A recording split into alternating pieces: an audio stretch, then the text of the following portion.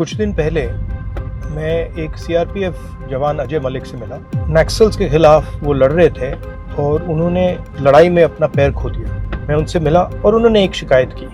उन्होंने कहा कि देखिए, मैं जान देने को तैयार हूँ, मगर मेरा जो संगठन है, मेरा जो ऑर्गेनाइजेशन है, वो मुझे 15 साल से उसने मुझे प्रमोशन नहीं दी।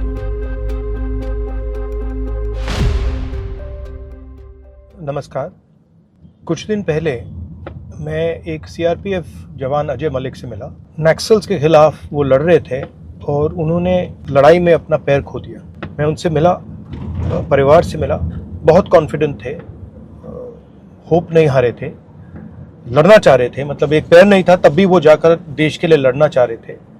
और उन्होंने एक शिकायत की। उन्होंने कहा कि देखिए, मैं जान देने को तैयार हूँ, मगर मेरा जो संगठन है, मेरा जो ऑर्गेनाइजेशन है, वो मुझे 15 साल से उसने मुझे प्रमोशन नहीं दी। इस देश में अजय मलिक अकेला नहीं है, लाखों अजय मलिक हैं। वो अपनी पूरी जिंदगी देश को देते हैं। वो सेंट्रल पैरामिलिट्री फोर्सेस के लिए काम करते हैं, शहीद होते हैं, डिसेबल होते हैं, मगर उनके जो संगठन है, उनकी लीडरशिप अजय मलिक जैसे लोगों को कभी नहीं मिल सकती। You'll be surprised to know that no paramilitary force in India has been led by an officer who has risen up the ranks of the paramilitary forces.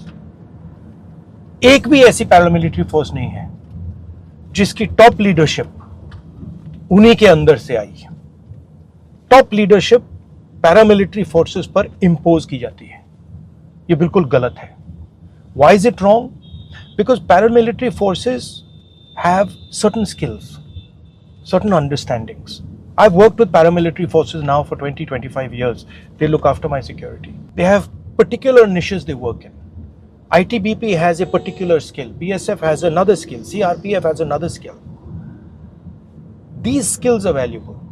इनका जो अभ्यास है, ये सबसे ज़रूरी चीज़ है और उन्हीं अफसरों को लीडरशिप मिलनी चाहिए जिनके पास ये अभ्यास है।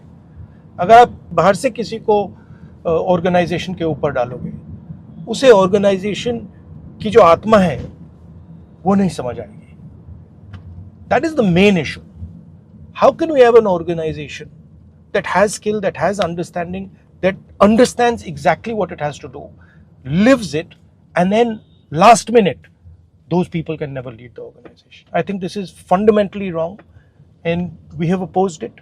Supreme Court has opposed it and now the government is once again overriding the Supreme Court. ये CAPFs के लिए ये सबसे बड़ा मुद्दा है। I don't understand how you can have an organization, how you can protect an organization's morale that cannot put its own person in position of leadership in that organization. I think it's ridiculous. These people, these boys are being asked to fight terrorism. They're being asked to fight the Naxals. They're being asked to die. They're being injured. And then we are telling them that we refuse to allow you to run your organization. It's ridiculous. And this is why I'm very strongly saying that what the government has done is unfair. I don't understand why they're doing it. There might be other considerations. There might be considerations of elections these days, but they're doing it. मैं भाषण देना चाह रहा था parliament house में। ये इसी दिन इस बिल को लाए जिस दिन मैं असम में टूरिंग कर रहा हूँ। मैंने कल मैसेज भेजा सरकार को कि मैं इस पे बोलना चाहता हूँ, इसको थोड़ा आप आगे पीछे कर दीजिए। उन्होंने रिफ्यूज किया। वो नहीं चाहते कि मैं पार्लियामेंट हाउस में ये बात बोलूं, मगर मैं सीआरपीएफ, बीएसएफ, आईटीबीपी, सीआईएसएफ, सारी की सारी पैरामिलिट्री फोर्सेस को बताना चाहता हूं कि मैं और कांग्रेस पार्टी आपके साथ खड़े हैं और आपको न्याय मिलना चाहिए। हमारी सरकार आएगी तो हम आपको न्याय देंगे 100%। We are extremely proud of you, we love you, we love your families, you protect the nation. Thank you very much, we are going to protect you.